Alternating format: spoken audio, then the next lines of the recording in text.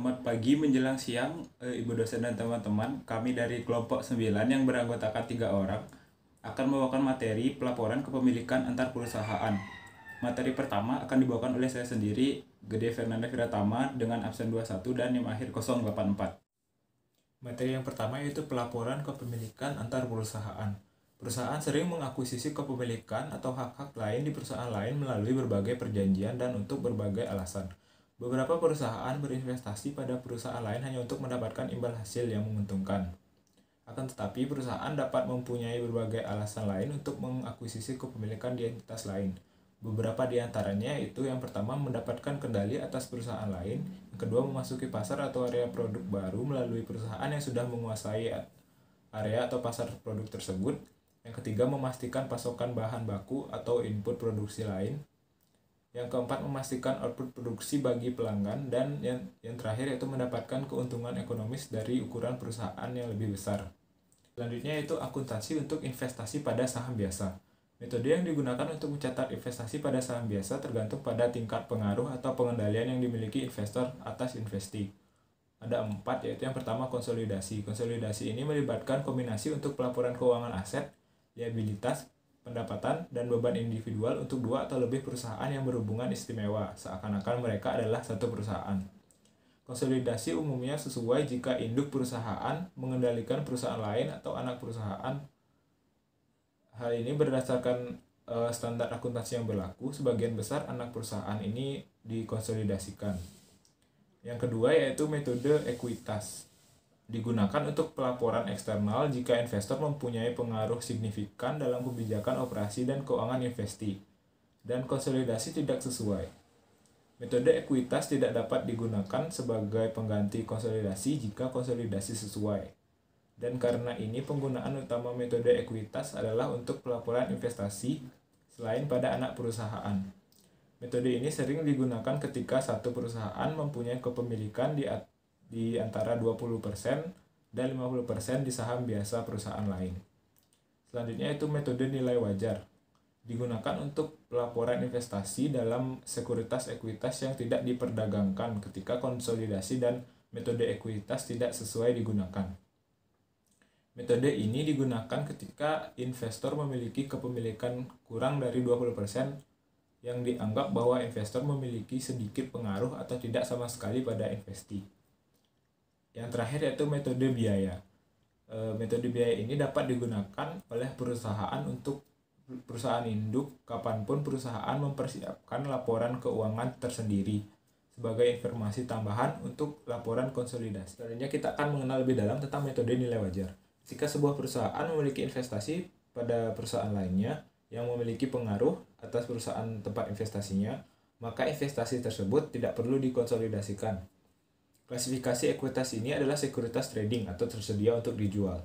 Dan berdasarkan PSAK 58, investasi ekuitas ini diukur kembali ke nilai wajarnya pada akhir setiap periode, dan perubahan nilainya dicatat sebagai keuntungan atau kerugian tidak terrealisasi pada laba bersih. Sebagai ilustrasi penggunaan metode nilai wajar, asumsikan bahwa PT Republik membeli 10% saham biasa dari PT Bina Suka pada tanggal 1 Januari 2008 senilai 50 juta rupiah. PT Bina Suka memiliki aset bersih pada tanggal tersebut dengan nilai buku sebesar 400 juta rupiah dan nilai wajar sebesar 465 juta rupiah. PT Republik menerbitkan laporan keuangan pada akhir setiap triwulan. Pada 1 Maret 2008, PT Republik menerima dividen tunai sebesar 1.500 dari PT Bina Suka. PT Republik menentukan nilai wajar investasinya di PT Bina Suka menjadi 57 juta. Selama triwulan pertama 2008, PT Republik mencatat ayat jurnal sebagai berikut.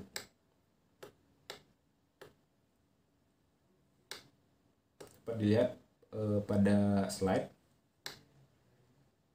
Selanjutnya pada 1 Maret 2008, PT Republik menerima dividen tunai sebesar 1.500.000 atas investasinya di PT Bina Suka. PT Republik sebagai investor menerima laba bersih hanya ketika investasi mengumumkan dividen tunai.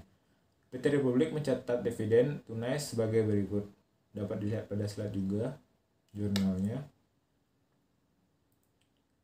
Nah, selanjutnya pada setiap akhir triwulan PT Republik membuat penyesuaian atas investasi ini.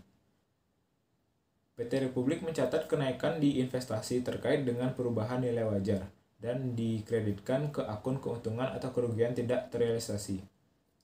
Jurnalnya adalah sebagai berikut.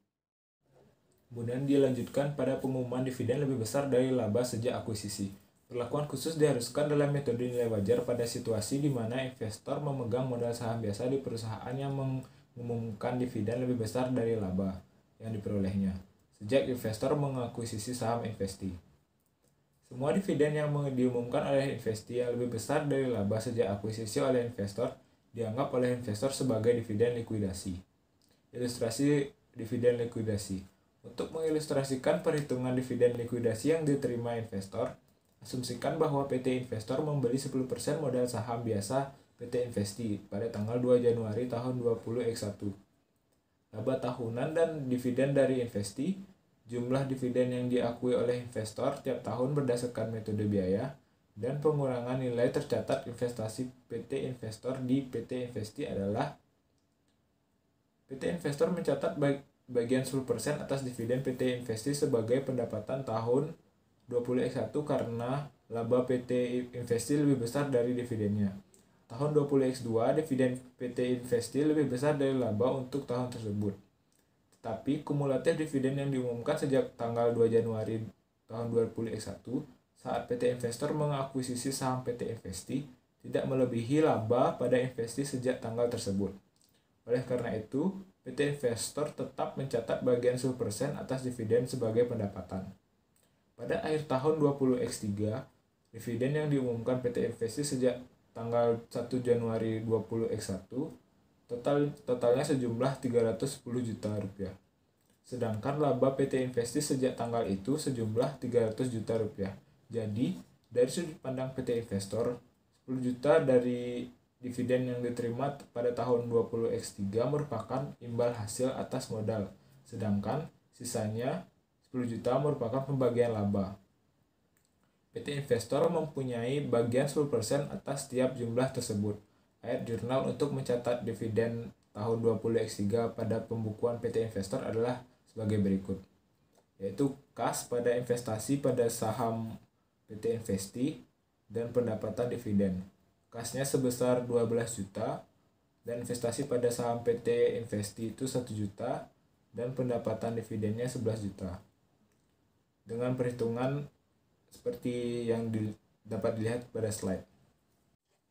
Setelah investor mencatat dividen likuidasi, perbandingan untuk periode berikutnya antara laba dan dividen kumulatif dari Investi didasarkan pada tanggal dividen likuidasi terakhir, bukan tanggal saat investor mengakuisisi saham Investi. Pada contoh di atas, PT Investor mencatat dividen likuidasi di tahun 20X3 dan 20X4. Setelah tahun 20X4, investor membandingkan laba dan dividen dari PT Investi dari tanggal dividen likuidasi yang terakhir di tahun 20X4, bukan membandingkannya dari tanggal 2 Januari tahun 20X1. Semua dividen yang dibayarkan di tahun 20X5 diperlakukan PT Investor sebagai pembagian laba. Selanjutnya itu akuisisi pada tanggal interim. Akuisisi investasi selain pada awal atau akhir tahun fiskal umumnya tidak menimbulkan masalah. Satu-satunya kesulitan hanyalah penentuan apakah sebagian dividen yang diterima merupakan dividen likuidasi ketika Investi mengumumkan dividen sesaat setelah investor membeli saham Investi. Pada situasi ini, investor harus mengestimasi jumlah laba Investi untuk bagian periode di mana investor mempunyai saham Investi dan dapat mencatat pendapatan dividen hanya sebesar jumlah tersebut. Selanjutnya itu perubahan jumlah saham yang dimiliki. Perubahan jumlah saham investasi dari dividen saham, pemecah saham, atau pembalikan saham tidak menyebabkan adanya pengakuan formal dalam pembukuan investor. Nilai tercatat investasi sebelum dividen saham atau pemecah saham menjadi nilai tercatat baru dari jumlah saham yang lebih besar atau lebih kecil.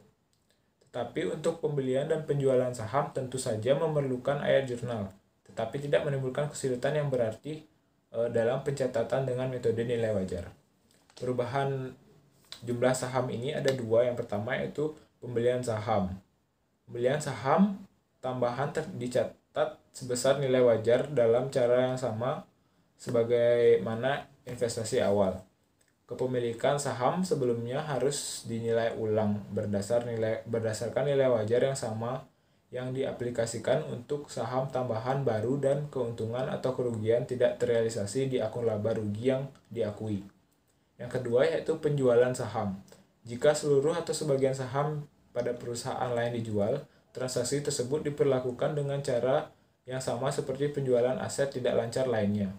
Keuntungan atau kerugian dari penjualan diakui dari selisih antara harga jual yang diterima dan nilai yang tercatat pada investasi yang dijual.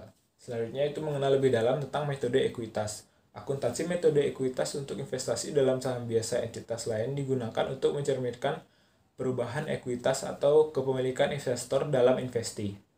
Yang pertama yaitu penggunaan metode ekuitas. PSAK 15 menyebutkan bahwa investasi pada entitas asosiasi dan ventura bersama mengharuskan metode ekuitas digunakan untuk pelaporan investasi, di mana kepemilikan investor atas saham berhak suara memberikan investor kemampuan untuk mempunyai pengaruh signifikan atas kebijakan operasional dan keuangan di perusahaan.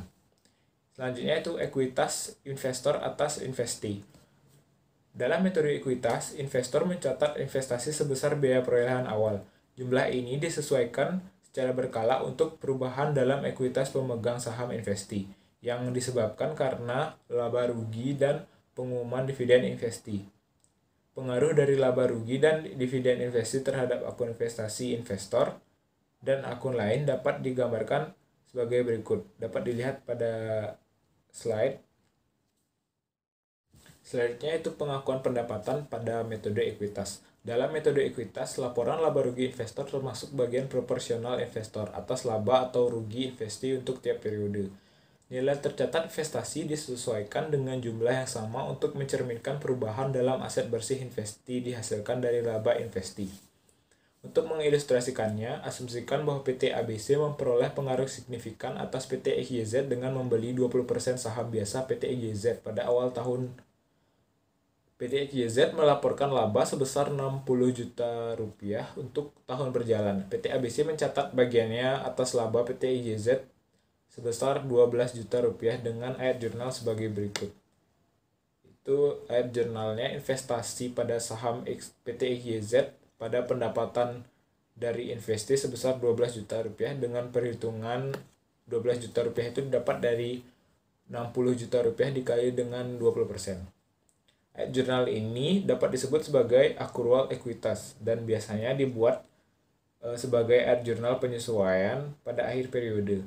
Karena kemampuan investor untuk mempunyai pengaruh signifikan atas kebijakan investi, maka realisasi pendapatan dari investasi dianggap mencukupi untuk memastikan pengakuan oleh investor atas laba yang diakui oleh investi.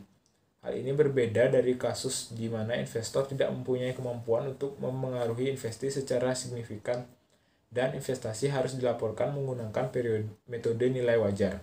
Dalam kasus tersebut, pendapatan dari investasi diakui hanya jika ada pengumuman dividen oleh investi. Perkenalkan, saya Putu Diasepta Kristia Astagina dengan NIM akhir 052, absen 7 akan melanjutkan presentasi mengenai pengakuan dividen dalam metode ekuitas. Nah, di sini, di dalam metode ekuitas, dividen ini tidak diakui sebagai pendapatan karena bagian laba investor diakui pada saat laba tersebut diakui oleh investi.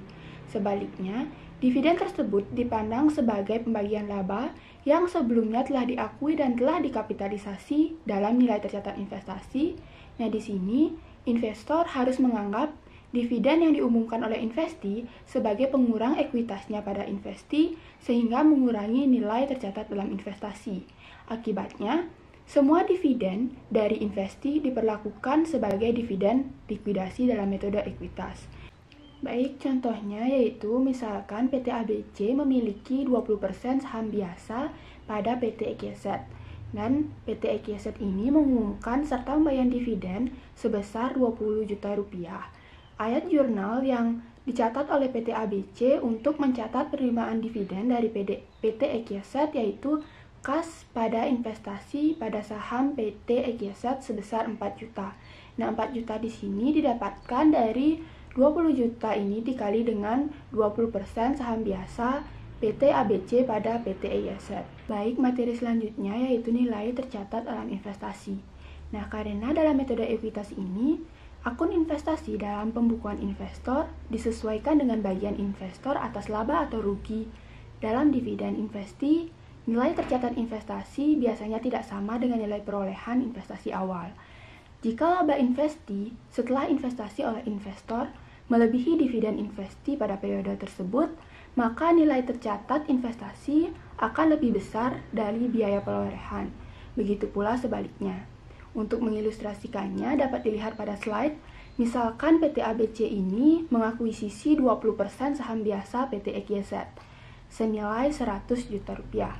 Nah, PT EQZ memperoleh laba sebesar 60 juta dan membayar dividen sebesar 20 juta.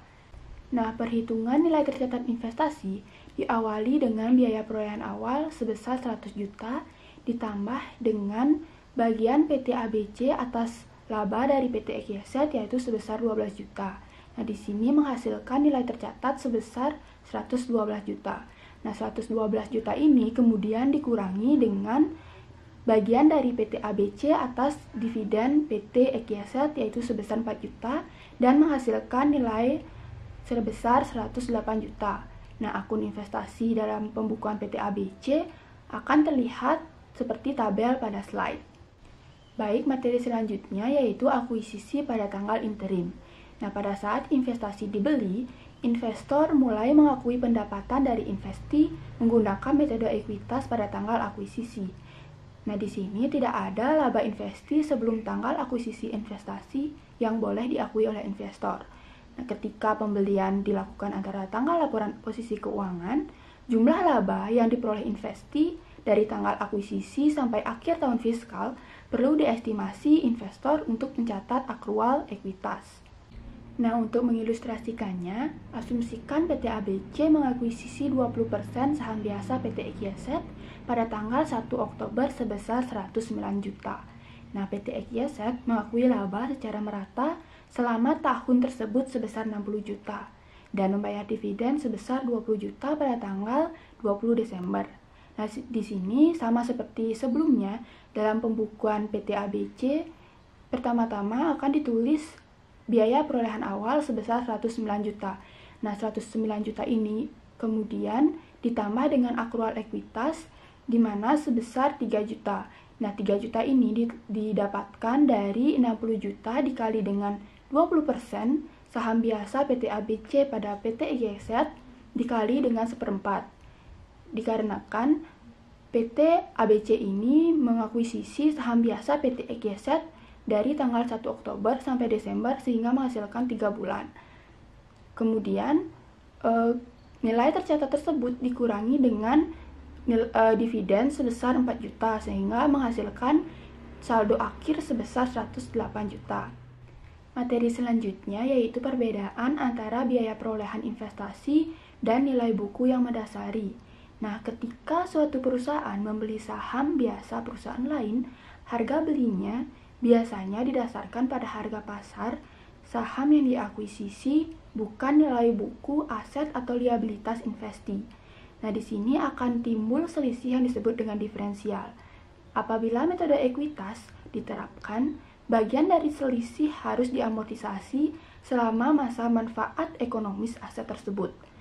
Selanjutnya, amortisasi atau penghapus bukuan selisih.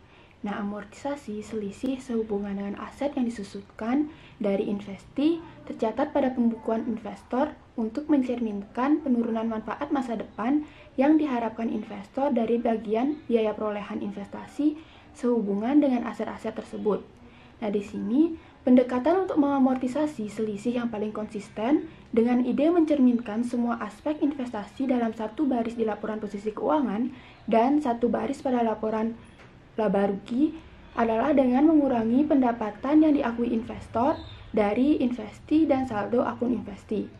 Jurnal yang dibuat yaitu pendapatan dari investasi pada saham biasa investi. Selanjutnya yaitu ilustrasi perlakuan selisih. Nah, di sini asumsikan PT Antariksana membeli 40% saham biasa PT Barapanas pada tanggal 1 Januari 2008 senilai 200 juta. Nah, di sini PT Barapanas pada tanggal tersebut mempunyai aset bersih dengan nilai buku sebesar 400 juta dan nilai wajar sebesar 465 juta.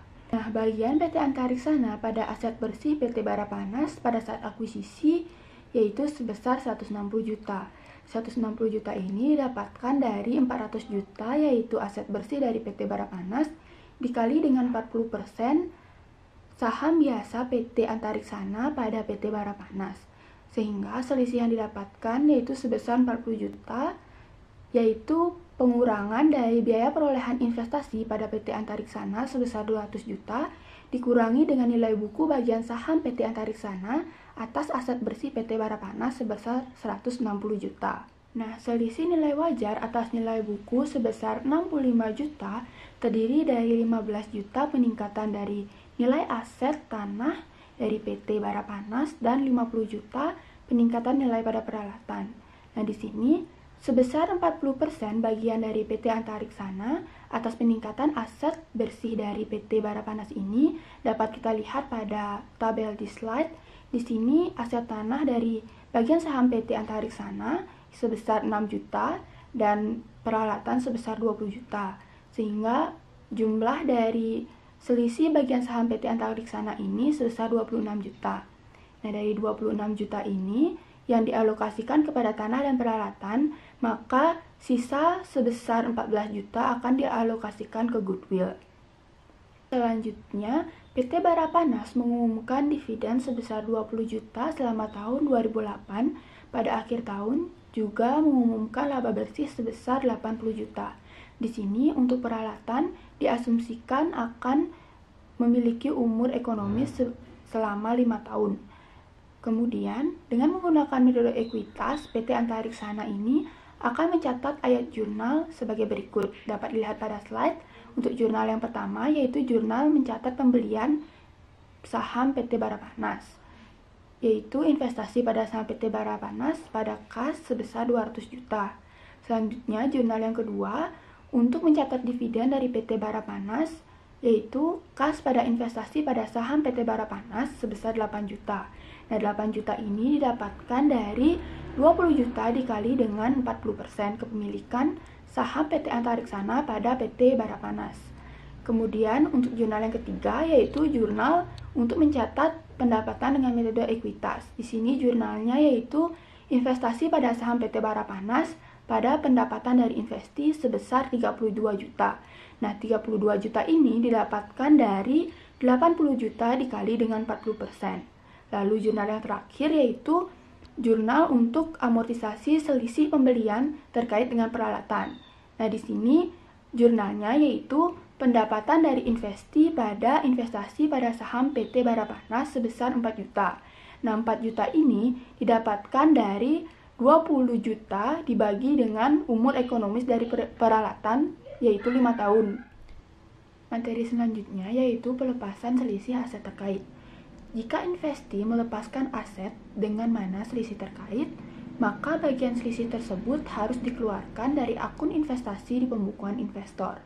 Nah, ketika hal ini dilakukan, bagian investor atas keuntungan atau kerugian investi dari pelepasan aset terkait harus disesuaikan untuk mencerminkan kenyataan bahwa investor membayar lebih untuk bagian proporsionalnya atas aset tersebut dibandingkan yang dibayarkan oleh investi. Nah, sebagai contoh, dalam ilustrasi sebelumnya, PT Barapanas ini menjual tanah di mana tanah tersebut terkait dengan selisih PT Antariksana sebesar 6 juta. Nah, PT Antariksana ini tidak mengakui secara penuh 40% keuntungan atau kerugian dari penjualan tersebut. Nah, di sini asumsikan bahwa PT Barapanas semula membeli tanah pada tahun 2000 dengan harga 75 juta. Dan menjual tanah tersebut di tahun 2009 dengan harga 125 juta. Nah, PT Barapanas ini mengakui keuntungan dari penjualan tanah tersebut sebesar 50 juta. Dan bagian PT Antariksana ini atas keuntungan tersebut sebesar 40% atau 20 juta. Karena terdapat selisih lebih atas nilai buku yang dibayarkan oleh PT Antariksana pada investasinya di PT Barapanas, bagian keuntungan yang diakui oleh PT Antariksana harus disesuaikan dengan perhitungan sebagai berikut. Dapat dilihat pada slide.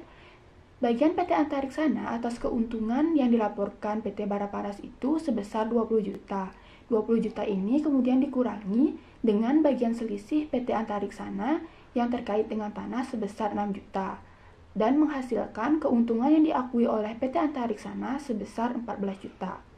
Jadi, jika PT Barapanas melaporkan laba bersih termasuk keuntungan penjualan tanahnya sebesar 150 juta untuk tahun 2009, maka PT Antariksana akan mencatat beberapa ayat jurnal sebagai berikut. Dapat dilihat pada slide. Untuk jurnal yang pertama, mencatat pendapatan dengan metode ekuitas. Jurnalnya, investasi pada saham PT Barapanas pada pendapatan dari investasi sebesar 60 juta. Nah, 60 juta ini didapatkan dari 150 juta dikali dengan 40%. Kemudian untuk jurnal yang kedua, menghapus selisih terkait dengan tanah PT Barapanas yang dijual. Di sini jurnalnya pendapatan dari investasi pada saham PT Barapanas sebesar 6 juta. Baik, selanjutnya yaitu materi tentang penurunan nilai investasi. Sebagaimana aset pada umumnya, standar akuntansi mengharuskan investasi dengan metode ekuitas ini diturunkan nilainya jika terdapat penurunan nilai. Jika nilai pasar mengalami penurunan secara material di bawah nilai tercatat metode ekuitasnya dan penurunan nilai tersebut tidak dianggap bersifat temporer, maka nilai tercatat investasi harus diturunkan menjadi sebesar nilai pasarnya dan mengakui kerugian. Nilai baru yang lebih rendah tersebut menjadi titik awal untuk penerapan berlanjut dari metode ekuitas. Nah, kenaikan kembali dari nilai investasi itu boleh diakui. Nah, indikasi penurunan nilai akan mengacu pada PSAK 55 dan penentuan penurunan nilai akan mengacu pada PSAK 48. Sekian presentasi dari saya. Materi selanjutnya akan dilanjutkan oleh rekan saya. Perkenalkan, nama saya Ida Ayufika Aprilia dengan NIM akhir 046 akan melanjutkan presentasi mengenai perubahan jumlah lembar saham yang dimiliki. Nah, jadi beberapa perubahan dalam jumlah lembar saham yang dimiliki oleh investor memiliki perlakuan yang mudah dalam metode ekuitas. Tetapi beberapa perubahan jumlah lembar saham memerlukan perhatian khusus, di mana perubahan jumlah lembar saham yang memiliki perhatian khusus tersebut yaitu pembelian dan juga penjualan saham. Mari kita bahas satu persatu, dimulai dari pembelian saham tambahan. Jadi pembelian saham tambahan atas saham yang dimiliki oleh investor jika dicatat dengan metode ekuitas akan menimbulkan adanya penambahan biaya perolehan saham baru dalam akun investasi, di mana investasi baru dan lama yang dimiliki oleh investor akan digabungkan dalam tujuan pelaporan keuangan, dan pendapatan atas saham baru boleh diakui oleh investor sejak tanggal akuisisi. Nah, untuk lebih memahami mengenai pembelian saham tambahan ini, teman-teman bisa lihat ilustrasinya di slide, di mana PT ABC membeli 20% saham biasa PT XYZ pada tanggal 2 Januari 2008 dan membeli lagi 10% pada tanggal 1 Juli 2008. Pembelian saham tersebut dilakukan pada nilai bukunya. Jika PT XYZ memperoleh laba sebesar 25 juta dari 2 Januari sampai 30 Juni dan memperoleh 35 juta dari tanggal 22 Juli sampai 31 Desember, total pendapatan tahun 2008 yang diakui oleh PT ABC dari investasinya di PT XYZ adalah 15.500.000. Nah, perhitungannya yaitu kita mulai dari pendapatan oleh PT ABC pada tanggal 2 Januari sampai 30 Juni. Nah, pada tanggal tersebut, PT XYZ memperoleh laba sebesar 25 juta dan persentase kepemilikan saham PT ABC pada PT XYZ sebesar 20% atau 0,20. Jadi dikali 25 juta dikali 0,20 akan memperoleh hasil sebesar 5 juta. Kemudian kita hitung pendapatan pada tanggal 1 Juli sampai 31 Desember, di mana pada tanggal tersebut PT XYZ mendapatkan laba sebesar 35 juta dan kepemilikan saham PT ABC di PT XYZ yaitu sebesar 30%. Kenapa 30%? Karena pada tanggal tersebut PT ABC membeli kembali sebesar 10%, sehingga menambah sahamnya menjadi 0,30 atau 30%. Nah, kemudian 35 juta dikali 0,30 mendapatkan hasil 10.500.000. Kemudian jika ditambahkan akan memperoleh pendapatan dari investasi tahun 2008 sebesar 15.500.000. Kemudian lanjut yaitu ke penjualan saham. Nah, apabila seorang investor menjual sahamnya, maka investor akan memiliki pengaruh yang tidak signifikan terhadap investasi. Nah, jadi ketika seorang investor memiliki pengaruh yang tidak signifikan, maka tidak diperlukan penyusunan laporan konsolidasi, tetapi diperlukan pergeseran retroaktif dari metode ekuitas menjadi metode nilai wajar. Nah, untuk ilustrasinya teman-teman bisa lihat di slide. Jadi PT Aroganomos membeli 50% saham biasa PT Zorois pada 2 Januari 2007 dan menjual 30% pada 2 Januari 2010. Selanjutnya, asumsikan bahwa PT Aroganomos beralih ke metode nilai wajar pada 2 Januari 2010 dalam laporan keuangan PT Aroganomos tahun 2010, laporan keuangan komparatif tahun 2007, 2008, dan 2009 akan disajikan kembali. Penyajian kembali tersebut dilakukan dengan membuat ayat jurnal pada tanggal 2 Januari 2007, di mana saldo laba pada investasi pada saham PT Zorois sebesar selisih antara pendapatan investasi berdasarkan metode ekuitas dengan pendapatan investasi berdasarkan metode nilai wajarnya. Kemudian materi selanjutnya yaitu mengenai perbandingan metode nilai wajar dan juga metode ekuitas. Teman-teman bisa lihat di slide, sudah saya tampilkan tabelnya, yaitu di mana pada saat nilai tercatat investasi pada tanggal akuisisi pada metode nilai wajar dan metode ekuitas sama-sama menggunakan nilai wajar. Kemudian pada saat nilai tercatat investasi pada umumnya setelah akuisisi, metode nilai wajar akan menggunakan nilai wajar, sedangkan metode ekuitas menggunakan biaya perolehan awal ditambah atau dikurang bagian investor atas laba atau rugi investi dan dikurang bagian investor atas dividen investi dan amortisasi atau penghapus bukuan selisih.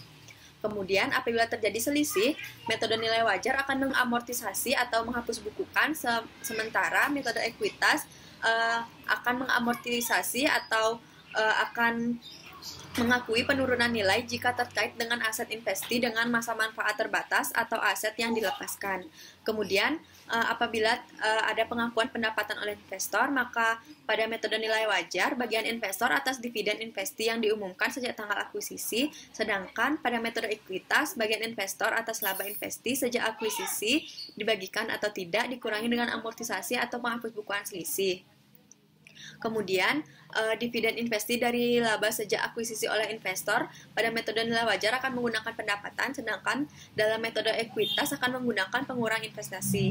Kemudian yang terakhir, apabila dividen investi melebihi laba sejak akuisisi oleh investor, maka metode nilai wajar dan metode ekuitas akan sama-sama menggunakan pengurang investasi. Kemudian materi selanjutnya yaitu pertimbangan-pertimbangan sehubungan dengan metode ekuitas. Yang pertama ada laba antar perusahaan yang belum terrealisasi. Nah, jika induk perusahaan menjual persediaan ke anak perusahaan dan mendapatkan laba, laba tersebut tidak dapat diakui dalam laporan keuangan konsolidasi sampai persediaan dijual ke pihak eksternal. Oleh karena itu, laba tersebut harus dieliminasi dari laporan keuangan terkonsolidasi. Nah, untuk mengilustrasikan penyesuaian terhadap laba antar perusahaan yang belum direalisasi, teman-teman bisa lihat di slide contohnya, yaitu PT Pantipatni memiliki 40% saham biasa PT Lisanuisang. Nah, selama tahun 2008, PT Pantipatni menjual persediaan ke PT Lisanuisang senilai 10 juta. Biaya perolehan persediaan awal tersebut adalah 7 juta. PT Lisanuisang menjual 1/3 dari persediaan tersebut ke pihak luar selama tahun 2008 dan 2/3 masih terdapat di persediaan akhir. Nah, jadi pertama kita cari dulu jumlah laba belum terrealisasinya, di mana total laba antar perusahaan itu sebesar 3 juta didapat dari persediaan yang dikirim oleh PT Pantipatni ke PT Lisanuisang sebesar 10 juta dikurang dengan biaya perolehan persediaan awal sebesar 7 juta, sehingga diperoleh hasil 3 juta. Sehingga bagian belum terrealisasinya itu yaitu 3 juta dikali 2/3. Kenapa dikali 2/3? Karena 2/3 tersebut merupakan sisa persediaan yang masih tersisa atau belum terjual ke pihak eksternal. Jadi diperoleh hasil sebesar 2 juta. Jadi bagian belum terrealisasinya itu sebesar 2 juta. Kemudian kita asumsikan PT Lisanung Isang melaporkan laba bersih sebesar 60 juta untuk tahun 2008 dan tidak mengumumkan dividennya. Dari ilustrasi tersebut, jurnal yang kita buat yaitu yang pertama ada investasi saham pada PT Lisanung Isang pada pendapatan dari PT Lisanung Isang sebesar 24 juta, di mana jurnal ini untuk mencatat pendapatan metode ekuitas.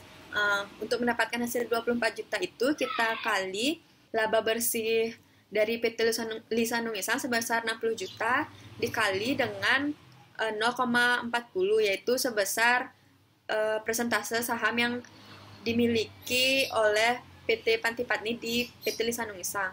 Kemudian jurnal lainnya harus kita catat yaitu untuk mengeliminasi laba antar perusahaan yang belum terrealisasi atau belum terjual ke pihak eksternal, yaitu pendapatan dari PT Lisanung Isang pada investasi saham pada PT Lisanung Isang sebesar 2 juta. Kemudian yang kedua ada penentuan pengaruh signifikan. Jadi aturan umum yang ditetapkan dalam PSAK 15 adalah metode ekuitas tepat untuk digunakan jika investor dengan nilai kepemilikan saham di investi dapat mempunyai pengaruh signifikan terhadap kebijakan operasi dan juga keuangan investor. Terdapat beberapa faktor lain yang dapat menunjukkan bukti mengenai kemampuan untuk mempunyai pengaruh signifikan, yaitu yang pertama ada perwakilan dalam dewan direksi, kemudian yang kedua ada partisipasi dalam pengambilan kebijakan, kemudian yang ketiga ada transaksi pokok antar perusahaan, yang keempat ada pertukaran personel manajerial, kelima ada ketergantungan teknologi, dan yang terakhir yaitu besaran investasi, di mana besaran investasi yang dimaksud di sini adalah dalam kaitannya dengan konsentrasi pemegang saham lain. Kemudian ada aturan tambahan dari PSAK 15. PSAK 15 menjelaskan beberapa aturan tambahan, di mana yang pertama, jika bagian investor atas kerugian investi melebihi nilai tercatat investasi, maka metode ekuitas tidak lagi dipergunakan ketika nilai investasi menjadi nol. Kemudian yang kedua, dividen preferen dari investi harus dikurangi dari laba bersih investi jika diumumkan atau tidak jika saham preferen tersebut kumulatif sebelum investor menghitung bagiannya atas laba investi. Kemudian yang terakhir, jika terdapat penurunan permanen atas nilai investasi, maka nilai tercatat investasi dikurang untuk mengakui penurunan tersebut. PSAK 15 juga mensyaratkan beberapa keharusan pengungkapan dalam laporan keuangan. Apabila perusahaan menggunakan metode ekuitas, maka investor harus mengungkapkan nama, lokasi, persentase kepemilikan, dan persentase hak suara apabila berbeda dengan persentase kepemilikan untuk tiap investi. Kemudian ada bagian investor atas laba komprehensif lainnya. Nah, ketika investor menggunakan metode ekuitas untuk mencatat investasi pada perusahaan lain, maka dalam laba komprehensifnya juga harus dimasukkan bagian proporsional untuk tiap jumlah yang dilaporkan sebagai laba komprehensif lainnya atau other comprehensive income oleh investi. Dan yang terakhir adalah akuntansi untuk investasi pada anak perusahaan. Nah, jadi perusahaan dibebaskan untuk mengadopsi prosedur yang mereka inginkan dalam akuntansi untuk investasi bagi anak perusahaan yang dikendalikan dalam pembukuannya. Kenapa? Karena investasi pada anak perusahaan yang dikonsolidasi dieliminasi dalam pembuatan laporan keuangan konsolidasian, dan juga laporan keuangan konsolidasian ini tidak terpengaruh oleh prosedur pencatatan investasi dalam pembukuan induk perusahaan. Jadi, perusahaan mempunyai 3 pendekatan yang berbeda dalam penggunaan akuntansi untuk anak perusahaan yang dikonsolidasi. Yang pertama ada metode ekuitas disesuaikan penuh, yang kedua ada metode ekuitas versi modifikasi, dan yang terakhir ada metode nilai wajar. Baik, sekian yang dapat kelompok kami sampaikan. Mohon maaf apabila terdapat kesalahan kata ataupun pengucapan. Akhir kata kami tutup dengan terima kasih.